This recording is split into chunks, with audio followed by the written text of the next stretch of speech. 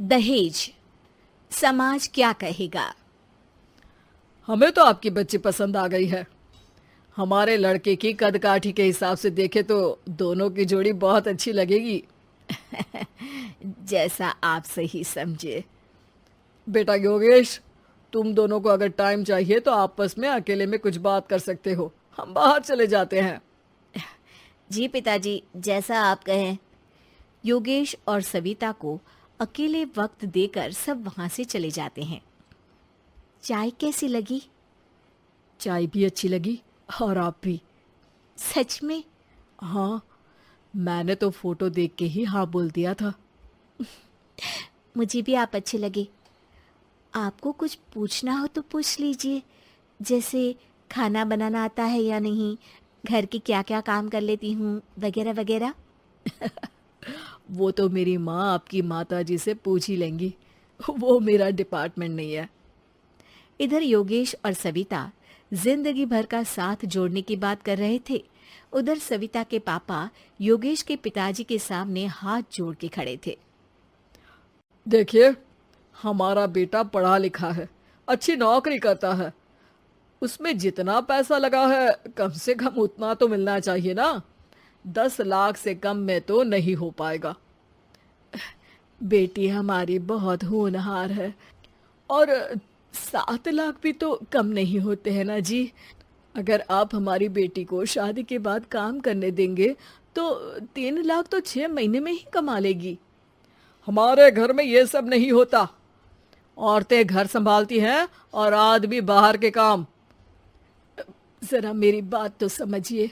एक कार देने के बाद 10 लाख रुपए नगद देने में हमारी कमर टूट जाएगी और इसके अलावा टीवी फ्रिज तो देना ही पड़ेगा। शादी की तैयारियां, मेहमानों की पूछ परख, बारातियों का स्वागत। बेटी की शादी में बाप पर बहुत दबाव होता है जी। देखिए, हमारा बेटा कोई दुकान में रखी चीज नहीं है जिसके ऊपर हम भाव ताव कर सके और आप उसे कम दाम में खरीद लेंगे। 10 लाख से एक भी रुपया कम नहीं होगा। ठीक है, जैसा आप कहे जी, पर आधा पैसा अभी और आधा कन्यादान के वक्त दे देंगे। अरे, इसमें भी किश्त मांग रहे हैं आप? हमने तो सोचा था कि अच्छा परिवार होगा आपका।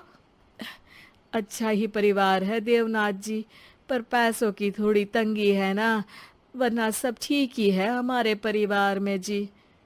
देवनाथ वहां से अपने बेटे योगेश को लेकर चले जाते हैं और कुंडली मिलवाई जाती है। 36 में से 32 गुण मिलते हैं। जल्दी शादी का मुहूर्त भी निकल आता है। अब कन्या को बुलाइए। आओ बेटी, यहाँ बैठो, योगेश की बाई और। मंत्रोच्चार शुरू करते हैं। मंगलम भगवान विष्णु मंगलम गरुड़ध्वजा मंगलम। सविता के पापा सविता और योगेश के बीच में जाकर बैठ जाते हैं। बेटी, तेरी माँ को यहाँ बैठना था, पर तेरी विदाई नहीं देखना चाहती होगी शायद, इसीलिए पहले ही चली गई। बाबा, हंसी खुशी का माहौल है, रोने का समय तो विदाई के वक्त होता है ना, तब ये इमोशनल अत्याचार कर लेना। अभी तो मुस्कुराइए, कैमरा आसपास ही है। तभी पीछे योगेश के पिताजी आ जाते हैं। अभी तक पैसे नहीं आए आपके यहाँ से? उठा लूं क्या बेटे को? आते ही होंगे, मैंने अपने छोटे भाई को व्यवस्था करने के लिए कह दिया था। अरे तो जल्दी कराइए ना, वरना देर हो जाएगी। समझ रहे हो ना आप? योगेश और सविता दोनों एक दूसरे की तरफ देखते हैं। सविता चाहती है कि योगेश कुछ बोले, पर योगेश अपना मुंह दूसरी तरफ फेर लेता है। पापा, कितने पैसे की बात की है आपने? अरे बेटी, तुझे इससे क्या मतलब? मेरी डील की है ना, तो मुझे तो पता ही होना चाहिए। कन्यादान की विधि शुरू करेंगे। तभी योगेश के पिता वापस वहां आ जाते हैं।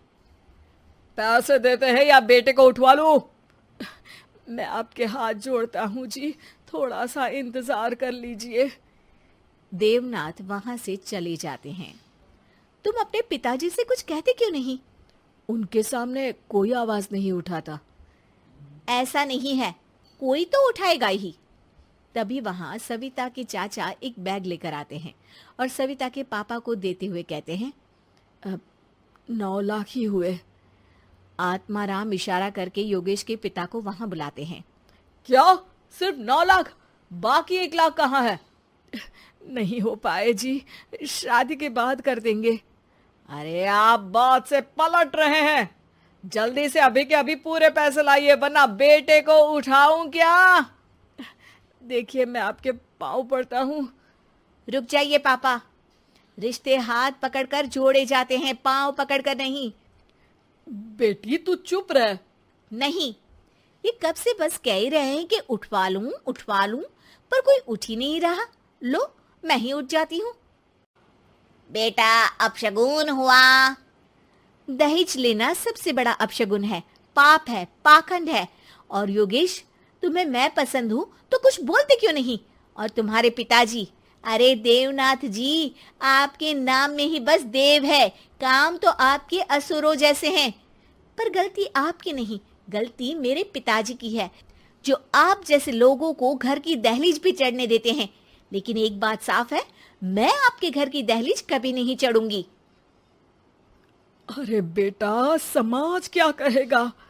यही कहेगा कि सविता के भीतर की माँ दुर्गा जाग गई थी, जिसने पापा के खिलाफ, गलत के खिलाफ आवाज उठाई। आसपास के लोगों ने जोरदार तालियां बजाई। समाज की तालियों से पता चला कि समाज क्या कहेगा। समाज ने सविता की बात को स्वीकार भी किया और उसको अपने सर आंखों पर भी बिठा लिया। सविता के पिता में हिम्मत जागी और उन्होंने कहा, देवनाथ जी, आप कह रहे थे ना बेटे को उठा लूं क्या? उठा लीजिए। हमारी बेटी को आपका लड़का पसंद नहीं है और हमें आप